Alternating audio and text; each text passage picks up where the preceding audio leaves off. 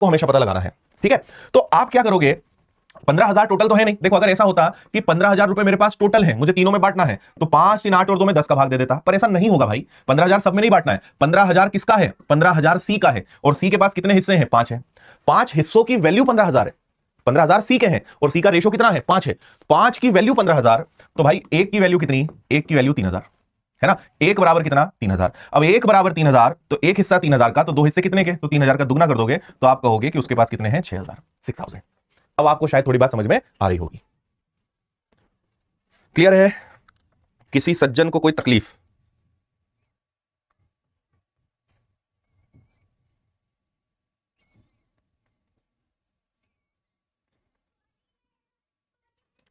Okay, चलो बहुत अच्छे, कोई दिक्कत नहीं है ना। अच्छा एक और बात बताई दूं क्या? एक और चीज सुन लो। एक बात और यह है कि वापस से मैंने कहा कि भैया ए के पास 4 है, बी के पास 6 है, सी के पास 7 है। अब मेरी बात बहुत प्रेम से सुनिएगा। मैंने कहा कि सी के पास ए से सी के पास ए से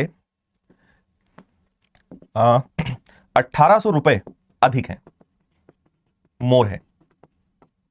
ठीक है, सी हैज 1,800 रुपीज मोर देन ए। सी के पास ए से 1,800 रुपए अधिक है।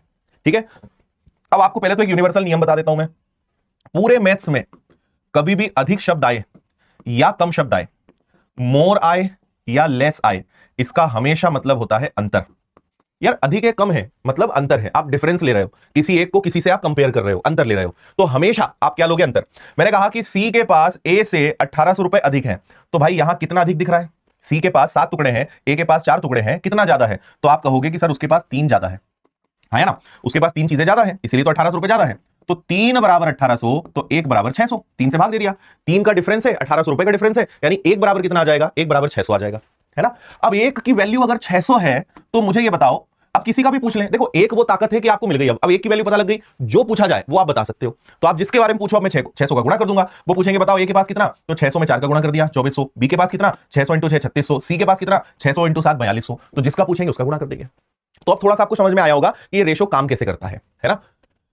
कई लोगों को ये पहले से पता होगा, कई लोगों को लग रहा होगा कि इतना तो हमें पता ही है सर, इसके आगे पढ़ाओ, लेकिन कई बच्चे ऐसे हैं जो स्कूल में इतना भी नहीं सीख पाए, है ना। मतलब इतना भी बेचारे वो स्कूल में नहीं सीख पाए। तो इसलिए मेरी आदत है कि एकदम जीरो लेवल से, जीरो क्या, मैं तो जमीन से खोद के पढ़ाना शुरू करता हूं। तो इसलिए एकदम आराम से सारी चीजों को 1 बाय 1 हम समझेंगे, है ना। चलिए इतनी बातें आपको समझ में आ गई। अब आपको एक और चीज सिखा देता हूं, है ना। आपको सिखाता हूं रेशो को मर्ज करना, रेशो को एक बनाना, ये और सीख लो, फिर हम आगे चलते हैं।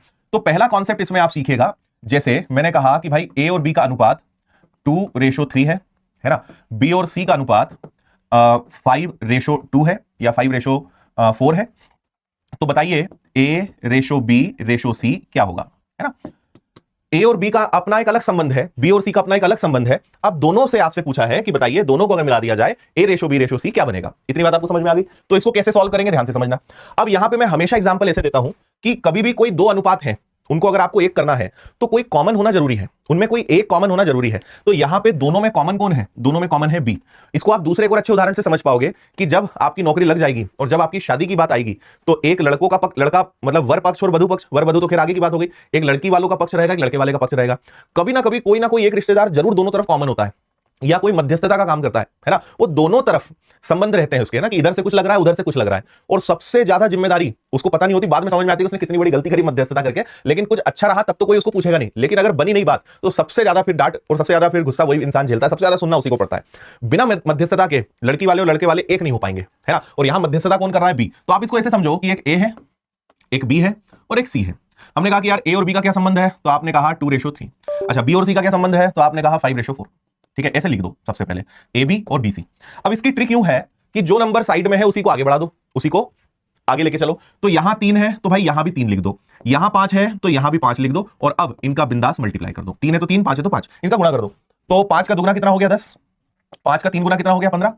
4 का 3 गुना कितना हो गया? 12। ये लो भैया, शादी हो गई, है ना। दोनों जो परिवार है वो एक हो गए। हम्म। करण कह रहा है कि सर आपकी शादी आपके मामा ने करवाई थी ना, तुम्हें कैसे पता यार करण, तुम कहां थे उस समय? समझ गए, अधिकतर मामा ही लोग कराते हैं ना, इसीलिए तुमने पत्ता फेंका।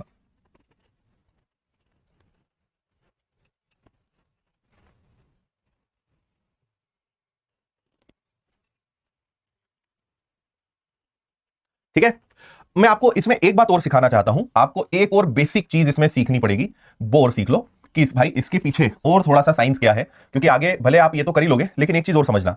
देखो, आपको ऐसे सोचना है कि सर आपने कहा कि ए और बी का रेशो है 2 और 3, यहां सर आप बोल रहे हो कि बी और सी का रेशो है 5 और 4, है ना?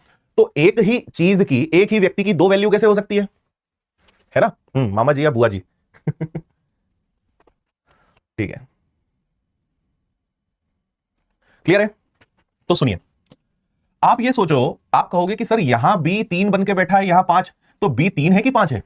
ये सवाल आपके मन में आना चाहिए कि बी 3 है कि 5 है, एक ही चीज की दो वैल्यू कैसे हो सकती है ना? भाई मेरी उम्र या तो 25 साल होगी या 30 साल होगी, मैं कहीं लिखूं कि मैं 25 साल का हूं, कहीं लिखूं मैं 30 साल का हूं, ये तो गलत बात है ना? उम्र तो एक ही होगी ना। तो आपको यह समझना है कि यार एक ही बी की दो वैल्यू कैसे, गलत है। इन दोनों को हम सेम करेंगे, तो हम ऐसा करेंगे, ये 3 है ये 5 है, एक काम करो, इसको मल्टीप्लाई कर दो 5 से और इसको मल्टीप्लाई कर दो 3 से, आपस में एक दूसरे से मल्टीप्लाई कर दो।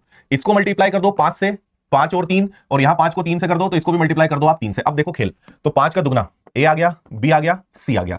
5 का दुगना कितना हो गया भैया? 10। 5 का 3 गुना कितना हो गया? 15। 5 का 3 गुना 15, और 4 इंटू 3 कितना हो गया? 12। ये एक्चुअल में लॉजिक है इस ट्रिक के पीछे। जो मध्यस्थ है, जो कॉमन है, उसको दोनों तरफ हम सेम कर रहे हैं कि भाई उसको कहीं से भी देखो 15 बन गया, तो 5 दिया 15, 5 दिया 15, काम खत्म, वो 15 बन गया। तो जब ये 15 हो गया तो ये अपने आप दोनों सेट हो गए। और ये लॉजिक हम कई जगह लगाएंगे आगे, आप देखोगे, इसको पता होना इसलिए जरूरी है। एक उम्र आधार वाली, एक उम्र रियल वाली अब तो कम हो गया है, नहीं तो अधिकतर, मतलब अपने पिताजी के जमाने में आप देखोगे तो अधिकतर लोग की डेट ऑफ बर्थ 1 जुलाई होती थी, उनका जन्म 1 जुलाई फिक्स था, है ना? क्योंकि स्कूल में जाते थे 1 तारीख को, और क्या डेट ऑफ बर्थ है तो दादाजी उनको और बाकी किसी को याद रहता नहीं था, तो तुम तो आज की गुरुजी आज की डेट डाल दो। तो अधिकतर लोग की डेट ऑफ बर्थ 1 जुलाई हुआ करती थी। अब जो है, अब याद रखने का जमाना है ना?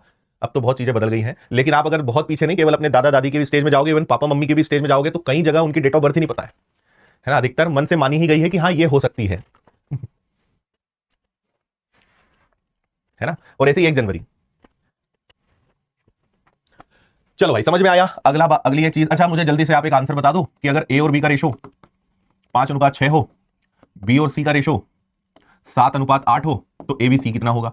ये जरा बताने का कष्ट करें सभी प्रेमी, धर्म प्रेमी जनता।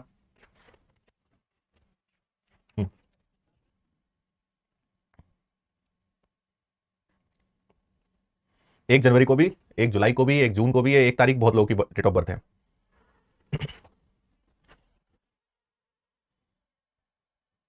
गुड, चलो भाई समझे? तो सुनिएगा बात बहुत प्यार से, ट्रिक से अगर करें, है ना? ए आ गया, बी आ गया और सी आ गया, तो ये है आपका 5:6, और ये आ जाएगा आपका 7:8। इधर 6 है तो इधर 6, इधर 7 है तो इधर 7, तो 7 × 5 ये हो जाएगा आपका 35, 6 × 7 ये हो जाएगा आपका 42, और 6 × 8 ये हो जाएगा आपका 48। अगर ये और कैंसिल हो सकते हैं तो करना है, और अगर नहीं हो रहे तो नहीं करना है। कटेंगे तो तीनों कटेंगे, नहीं तो कोई नहीं कटेगा। अब यहां पे अगर इसको लॉजिक से देखें, यहां 6 है और यहां 7 है, यहां 6 है तो दोनों में 7 का गुणा कर दो, यहां 7 है तो दोनों में 6 का गुणा कर दो, तो ये भी 42 बन जाएगा, ये भी 42 बन जाएगा। दोनों को हमें सेम करना है, दोनों सेम हुए तो बाकी लोग अपने आप एडजस्ट हो जाएंगे। तो ये 7 × 5 35 हो जाएगा, तो देखो 35 हो गया, 42 हो गया, और 6 × 8 48 हो जाएगा। तो यही चीज आप इसमें लगा रहे हो, बस आपको पता नहीं है, बाकी चीज वही की वही है। क्लियर है? समझ गए इतनी बात? आगे लेकर चलता हूं मैं आपको। अच्छा एक बात और मुझे बता दो जल्दी से, कि अगर रेशो, है ना, कंडीशन नंबर 1, आप समझो कि अगर कभी रेशो आपको दिया है कि ए और बी का अनुपात 1.5 अनुपात 2.5 ऐसा हो जाए तो क्या करेंगे, है ना? देखो, अनुपात कभी दशमलव में नहीं हो सकता, अनुपात कभी भिन्न में नहीं हो सकता, मतलब लिख सकते हैं बट उसको सिंप्लीफाई करना पड़ेगा। अनुपात ऐसा आ जाए तो क्या करोगे? अनुपात ऐसा आ जाए कि सर ए और बी में 2/3 और 5/7 के अनुपात में पैसा बांटना है, अब क्या करें? भाई 2 और 3 हो तो समझ में आए, 1 और 2 हो तो समझ में आए, 1.5 और 2.5 आ गया तो क्या करें? तो इसके बहुत सारे तरीके हो सकते हैं। सबसे पहला, आप अनुपात में एक बहुत अच्छी बात यह है कि आप किसी भी संख्या का गुणा करो, बस सब में करो। तो पहला तरीका यह है कि मैं ऐसा करता हूं, दोनों को डबल कर देता हूं, दोनों को डबल कर देते हैं, दशमलव हटाना है कैसे भी, तो मैंने इसको डबल किया, 1.5 का दुगना हो गया 3, 2.5 का दुगना हो गया 5, ये आपका आंसर आ गया। ठीक है, दूसरा तरीका क्या हो सकता है? दूसरा तरीका यह हो सकता है कि एक 1.5 है, एक 2.5 है। अगर मैं इसका दशमलव हटाऊं तो नीचे 15/10 हो जाएगा, इसका दशमलव हटाऊं तो नीचे 25/10 हो जाएगा, हाँ या ना? और 10 से 10 कट सकता है, आपस में कैंसिल कर सकते हो, फिर 5 से ये कैंसिल होगा 3 बार, 5 से ये कैंसिल हो जाएगा 5 बार, तो आपका इस केस में आंसर क्या आ जाएगा? 3:5, 3:5। समझ आया? तो अनुपात दशमलव में कभी नहीं हो सकता, और अगर है तो बदलना पड़ेगा, उसको सिंपल करना पड़ेगा। अगर अनुपात इस प्रकार से भिन्न में आ जाए तो क्या करेंगे? तो इसका सबसे अच्छा तरीका होता है क्रॉस मल्टीप्लाई, तिर्यक गुणा, है ना। तो बस 7 को इधर ले जाओ, 7 का दुगना हो गया 14, इसको इधर ले जाओ, 5 का 3 गुना हो गया 15, बात खत्म। ये आंसर आ गया आपका। क्लियर है दोनों मामले?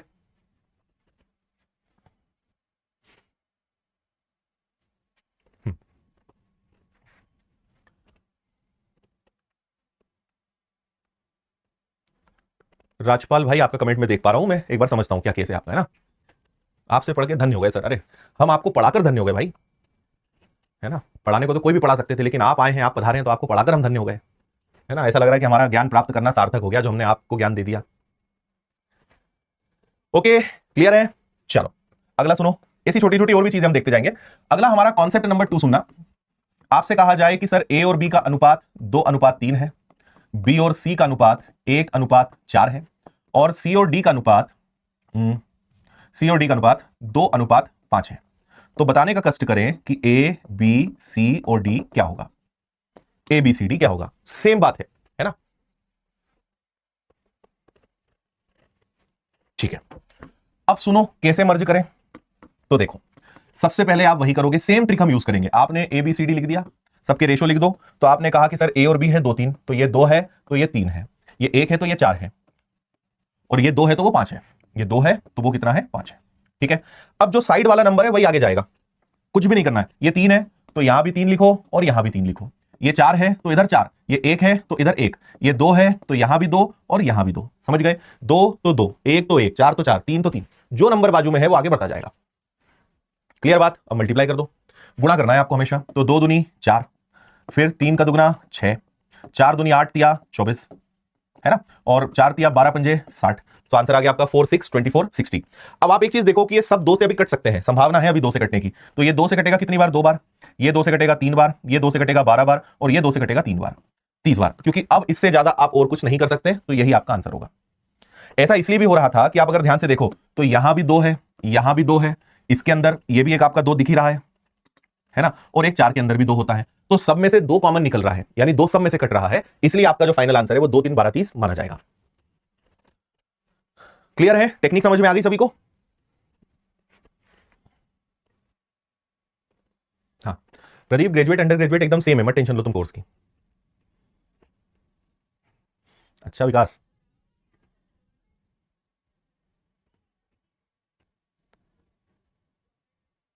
ठीक है डन। चलो अब आ जाओ भाई जरा सवालों पे। पहला सवाल, और आप ये समझो कि मैं हर बार क्या करता हूं, कभी भी अपने क्लास के प्रश्न रिपीट नहीं करता हूं। मेरे ख्याल से आप सबने अधिकतर maths foundation live plus VOD होगा, है ना। तो जैसे मैंने इसके पहले 2.0 पढ़ाया, फिर 3.0 पढ़ाया, 4.0 पढ़ाया, 5.0 पढ़ाया, 6.0 पढ़ाया। आप में से कुछ लोगों के पास 5.0 होगा, कुछ लोगों के पास 6.0 होगा, ठीक है। आप इन 5.0 6.0 के चक्कर में अभी मत उलझना। आप ये समझना कि जब भी मैं पढ़ाता हूं तो हमेशा जो वर्ष चल रहा होता है वो, और उसके पहले के वर्ष के आए हुए सवाल। अब 2026 अभी शुरू हुआ है, तो हम 2025 और 2024 के सारे क्वेश्चंस टाइप वाइज पढ़ेंगे, है ना। तो मेरी एक आदत है कि मैं हमेशा आपको पहला तो भाई टाइप वाइज पढ़ाऊंगा, है ना। लेटेस्ट जो आए हुए क्वेश्चंस हैं वो कराऊंगा, तो लेटेस्ट क्वेश्चंस हम करेंगे, और हम ऑल एग्जाम्स के क्वेश्चंस करेंगे। क्योंकि आप देखोगे अभी कि यार एसएससी का पैटर्न रेलवे में भी आ रहा है, रेलवे जैसा पैटर्न बैंक में भी दिख रहा है, बैंक जैसा रेलवे जैसा एसएससी जैसा पैटर्न हमारे स्टेट के, पुलिस के और बाकी एग्जाम्स में भी दिख रहा है। तो हम कोई भेदभाव नहीं करेंगे, हम ऑल एग्जाम्स के क्वेश्चन सॉल्व करेंगे, है ना। और प्रॉपर लेवल वाइज पढ़ेंगे। तो एक तो मैं टाइप वाइज पढ़ाता हूं, दूसरा लेवल वाइज, धीरे धीरे लेवल आपका उठेगा। तो बहुत मजेदार तरीके से सारी चीजें आपको समझ में आएगी। बस एक ही आदत आपको बनानी है, वो है रेगुलर आने की, रोज पढ़ाई करने की, जो मैं कल आपको बहुत डिटेल में सुना चुका हूं, है ना। तो आप इस बात की चिंता मत करना कि हमने तो इस एग्जाम के लिए तैयारी करना शुरू की थी, आप तो इसके क्वेश्चन करा रहे हो। आपको हर सवाल हर एग्जाम में मदद करेगा, इसलिए एग्जाम्स में मत जाना, हम हर एग्जाम के क्वेश्चन को सॉल्व करेंगे। 4 और 5 के अनुपात में 2 संख्याएं हैं, योग 81 है। संख्याएं याद करिए, बहुत ईजी है भाई। 2 संख्या है ना, कोई भी 2 नंबर्स हैं जिनका योग कितना है 81 है, और उन दोनों नंबर्स का जो रेशो है वो कितना है, तो वो रेशो है 4:5, ठीक है। तो दोनों संख्याएं कितनी होंगी, तो भाई 81 है और दोनों संख्याएं 4 और 5 यानी 9 के रेशो में है। 9 से आपने डिवाइड कर दिया तो आपको 1 बराबर भी 9 मिल गया, 1 बराबर 9 मिल गया। अब अगर 1 बराबर 9 मिल गया तो 9 का गुणा 4 में कर दो 36, 9 का गुणा 5 में कर दो 45। तो दोनों जो नंबर्स हैं वो कितने हो जाएंगे, 36 और 45, 36 और 45। कोई तकलीफ? अच्छा, शांतनु कह रहे हैं sir I am from West Bengal. Hand written PDF मिलेगी क्या? ये जो भी मैं लिख रहा हूं, ये इतनी सुंदर सुंदर राइटिंग में आपको रोज पीडीएफ मिलेगी, ठीक है। आप डाउनलोड कर लो, बाद में नोट्स बना लो, रोज आपको मिलेगा हैंड रिटन। अगला, ए और बी 5 और 3 है, 6a 2b 6a - 2b का मान ज्ञात करो। देखो इनका ये कहना है कि ए और बी का जो रेशो है वो कितना है भैया, 5 और 3 है ना। तो इनका कहना है कि 6a + 2b और 6a - 2b की वैल्यू पता लगाओ। ठीक है, तो आप ये समझो कि जब भी ऐसा दें तो वो ये कहना चाहते हैं कि ए की जगह 5 रखो, बी की जगह 3 रखो। ए की जगह 5 और बी की जगह क्या रखो आप 3, ये इनका कहना है ना। ए की जगह 5 बी की जगह 3 रखोगे तो 5 का गुणा अगर 6 में करोगे, जहां ए है वहां 5 का गुणा 6 में करोगे तो ये 30 आ जाएगा, और 3 का गुणा 2 में करोगे तो 6 आ जाएगा। तो ये टोटल कितना हो गया भैया, ये टोटल हो गया आपका 36। 5 का गुणा 6 में करोगे तो 30 आ जाएगा, और 3 का गुणा 2 में करोगे तो 6 आ जाएगा। तो 30 में से 6 गया तो आपके पास कितना बचेगा, 24। इतनी बात ठीक है। ये और कट सकता है तो काट दो, है ना, और कैंसिल हो रहा है तो कर दो। तो 12 का 3 गुना 36 और 12 का दुगना हो गया 24। तो आपका जो फाइनल रेशो है वो क्या माना जाएगा, 3:2, 3:2।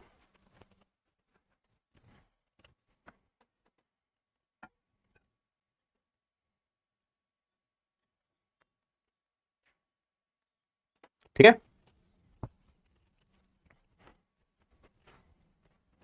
सिंपल है। ऐसे सवालों को हम वैल्यू पुटिंग कहते हैं कि बस वैल्यू रखनी है और कुछ नहीं है। चलो आगे बढ़ते हैं। देखो एक आदत आप आज से और बनाओ, प्रश्नों को बहुत अच्छे से पढ़ने की। सवालों को हमेशा आपको अच्छे से पढ़ना है। अधिकतर गलती अगर होगी, इवन मुझसे भी गलती होती है, मैं भी कई बार प्रश्न में ओवर कॉन्फिडेंस में देखता हूं कि हाँ ठीक है इसको ऐसा कर लेते हैं, बाद में पता चला कि नहीं वो पूछना कुछ और चाह रहे थे। तो पढ़ने में आंसर गलत आता है, और अगर पढ़ा ही ढंग से नहीं है तो सॉल्व करने में भी दिक्कत आती है। इसलिए प्रश्न को पढ़ने में समय दो, अच्छे से पढ़ो, समझो कि वो क्या पूछ रहे हैं, क्या दिया है, तो सवाल हल होने के चांसेस बहुत ज्यादा होते हैं। इसलिए पढ़ो हमेशा अच्छे से। एक्स और वाई 5 और 7 के अनुपात में निवेश किया, कुल वार्षिक लाभ इतना है, तो एक्स का लाभ कितना है। देखो ये बेसिकली पार्टनरशिप से मैच क्वेश्चंस हैं कि एक्स और वाई ने 5 और 7 के अनुपात में पैसा लगाया। अब होता है कि जिस अनुपात में आप पैसा लगाओगे उसी अनुपात में आपको प्रॉफिट भी मिलेगा, उसी रेशो में आपको प्रॉफिट लाभ भी मिलना है, तो कोई दिक्कत नहीं है। टोटल प्रॉफिट कितना है भाई, टोटल प्रॉफिट है 2,40,000, 2,40,000। तो 7 और 5 कितना हो गया, 7 और 5 हो गया 12, है ना। 12 का भाग दे दिया तो ये आ जाएगा 12 का दुगना, यानी एक की वैल्यू कितनी आ गई, आपको तो पता है यार, एक की वैल्यू निकालनी है बस, है ना। 2,40,000 को 5 और 7 में बांटना है, 5 और 7 हो गया 12, 12 का भाग दे दिया, 1 की वैल्यू कितनी आ गई, 1 की वैल्यू 20,000 आ गई। बस इसको सॉल्व कर लो, ठीक है। तो 20,000 का मल्टीप्लाई 5 में कर दो तो आपको मिल जाएगा 1,00,000, और 20,000 का मल्टीप्लाई 7 में कर दो तो आपको मिल जाएगा 1,40,000। तो एक्स का हिस्सा कितना है आपसे पूछा गया है, तो 5 में गुणा करने पर एक्स का जो हिस्सा है वो कितना आ जाएगा, 1,00,000 आ जाएगा। 1,00,000 इज द आंसर। क्लियर।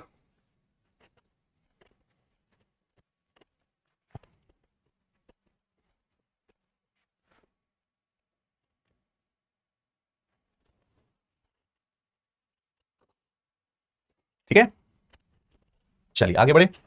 अगला क्वेश्चन आप बिना ज्यादा पेन चलाए बता सकते हो। पी और क्यू अभी बताया था, पी की जगह 4 रखो, क्यू की जगह 1 रखो और आंसर बोल दो।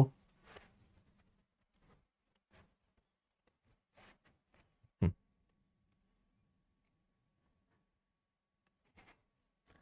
शुभम देखो कितना अच्छा कमेंट लिख रहा है, सर हर प्रश्न के बाद मेरा नाम लिया करो कि शुभम समझ में आया कि नहीं।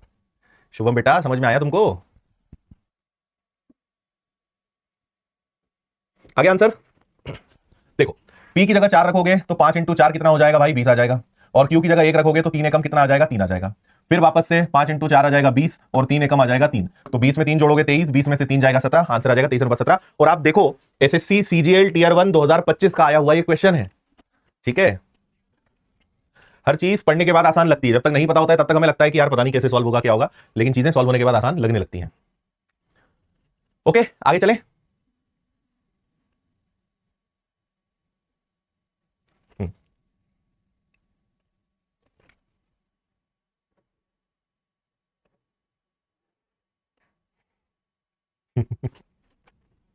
इसका आंसर सिंपल है।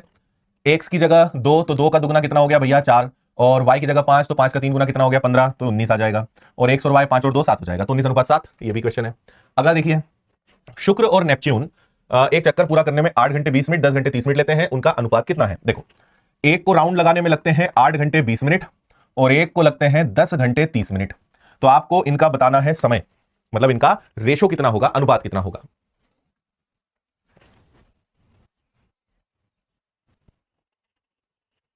ठीक है, अब देखो क्या कर सकते हैं हम। पहला तरीका यह है कि आप सबको मिनट में बदल लो या सबको घंटे में बदल लो, दोनों से आंसर आ जाएगा, जैसा आपको ठीक लगे। भाई अगर मुझे 20 मिनट को घंटे में बदलना है तो 60 का भाग देना पड़ेगा, 30 मिनट को घंटे में बदलना है तो 60 का भाग देना पड़ेगा।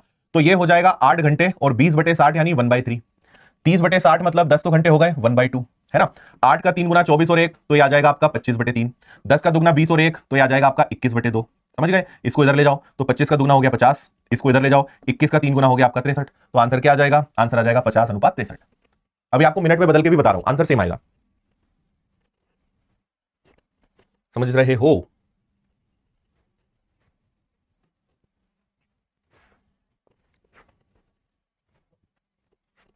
ठीक है भाई, क्लियर है। दूसरा तरीका यहां पे क्या हो सकता था, ये तो आपके पास यही समझ ही गए। दूसरा तरीका ये हो सकता था कि हम सबको मिनट में बदल लें। भाई 1 घंटे में 60 मिनट होते हैं, तो 8 को 60 से गुणा कर दो, तो ये आ गया 8 × 6 480 मिनट, और 20 मिनट पहले से हैं। 10 को मिनट में बदला तो ये आ गया 600 मिनट प्लस 30 मिनट पहले से हैं। तो 480 में 20 जोड़ दिया तो ये 500 मिनट हो गए, 600 में 30 जोड़ दिया तो ये 630 मिनट हो गए। 0 से 0 ही कट सकता है, इससे ज्यादा तो कुछ काटापीटी होगी नहीं। तो आंसर कितना आ जाएगा? आंसर आ जाएगा 50:63, 50:63, 50:63। ओके है, चलो आगे बढ़े। इसका आंसर जल्दी सिंपल है, आपको दिख रहा है कि यार x की जगह 5 रखना है, y की जगह 6, तो ये हो जाएगा 6 × 5 30, और y हो गया कितना आपका 6, ये हो जाएगा 5 × 3 15, और 6 × 4 हो जाएगा आपका 24, है ना। तो 30 में से 6 गया, 24 बचेगा, 15 और 24 को जोड़ोगे 39 हो जाएगा। ये दोनों अभी 3 से कट सकते हैं, है ना। 3 से अगर कटेंगे तो 3 × 8 हो जाएगा 24, और 3 से कट जाएगा आपका 13 बार, तो आंसर आ जाएगा आपका 8:13, 8:13।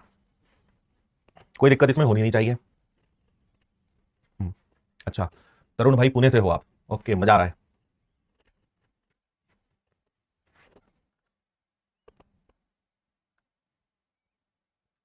ठीक है,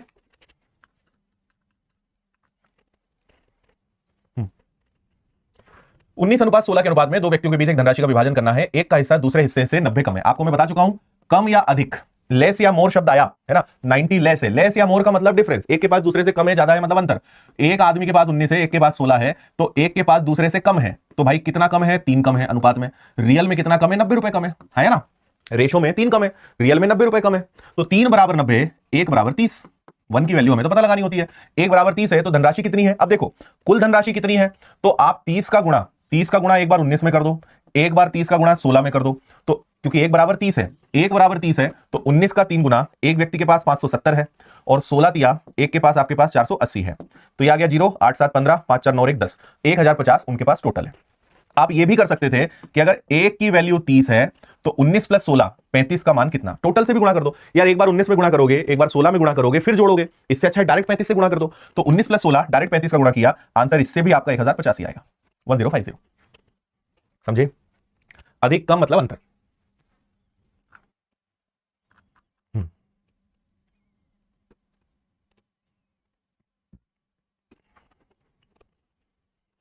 क्लियर? 1 = 30 कैसे आया? दोनों में अंतर है 3 का, रियल में अंतर है 90 का। तो 90 में अगर 3 का भाग देंगे तो हमेशा 1 की वैल्यू, भाई 3 = 90, तो 1 = 30, ऐसे 1 = 30 आया। ठीक है, चलो, तो इसी के साथ आज का सेशन यहीं पर रोक देते हैं। कल संडे है, तो संडे क्लास की छुट्टी रहती है, तो आपकी और अब हमारी मुलाकात मंडे सोमवार को होगी। ठीक है भाई, कैसे सब चीजों का आनंद लीजिए, और कल का सेशन जरूर देख लेना अगर नहीं देखा है तो।